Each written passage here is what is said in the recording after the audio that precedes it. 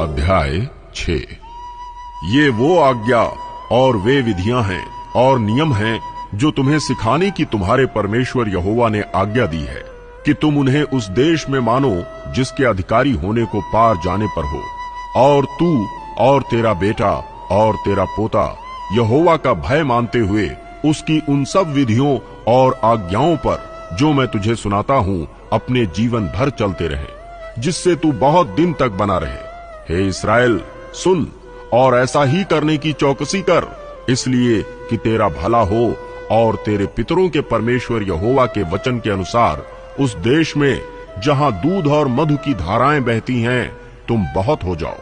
हे इस्राएल, सुन, यहोवा हमारा परमेश्वर है, यहोवा एक ही है। तू अपने परमेश्वर यहोवा से अपने सारे मन और सारे जीव और सारी शक्ति के साथ प्रेम रखना, और ये आज्ञाएं जो मैं आज तुझको सुनाता हूँ वे तेरे मन में बनी रहे, और तू इन्हें अपने बाल बच्चों को समझा कर सिखाया करना, और घर में बैठे मार्ग पर चलते लेटते उठते इनकी चर्चा किया करना, और इन्हें अपने हाथ पर चिन्ह के रूप में बांधना, और ये तेरी आंखों के बीच टीके का काम दे, और इन्हें अपने अपने घर के चौखट की बाजुओं और अपने फाटकों पर लिखना।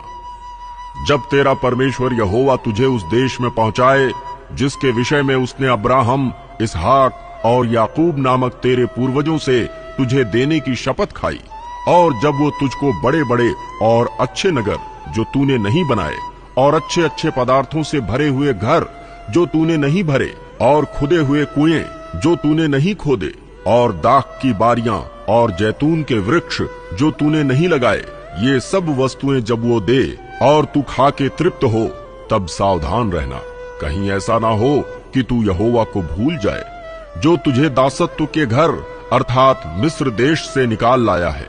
अपने परमेश्वर यहोवा का भय मानना, उसी की सेवा करना और उसी के नाम की शपथ खाना। तुम पराये देवताओं के अर्थात अपने चारों ओर के देशों के लोगों के देवताओं के पीछे ना हो लेना, क्योंकि तेरा परमेश्वर यहोवा जो तेरे बीच में है वो जल उठने वाला ईश्वर है। कहीं ऐसा ना हो कि तेरे परमेश्वर यहोवा का कोप तुझ पर भड़के और वो तुझको पृथ्वी पर से नष्ट कर डाले। तुम अपने परमेश्वर यहोवा की परीक्षा ना करना जैसे कि तुमने मस्सा में उसकी परीक्षा की थी। अपने परमेश्वर यहोवा की आज्ञाओं, चेतावनियों और विधियों को जो उसने तुझको दी हैं सावधानी से मानना, और जो काम यहोवा की दृष्टि में ठीक और सुहावना है वही किया करना, जिससे कि तेरा भला हो, और जिस उत्तम देश के विषय में यहोवा ने तेरे पूर्वजों से शपथ खाई उसमें तू प्रवेश करके उसका अधिकारी हो जाए, कि तेरे सब शत्रु तेरे सामने से दूर कर दिए जाएं, जैसा कि यहोवा ने कहा था।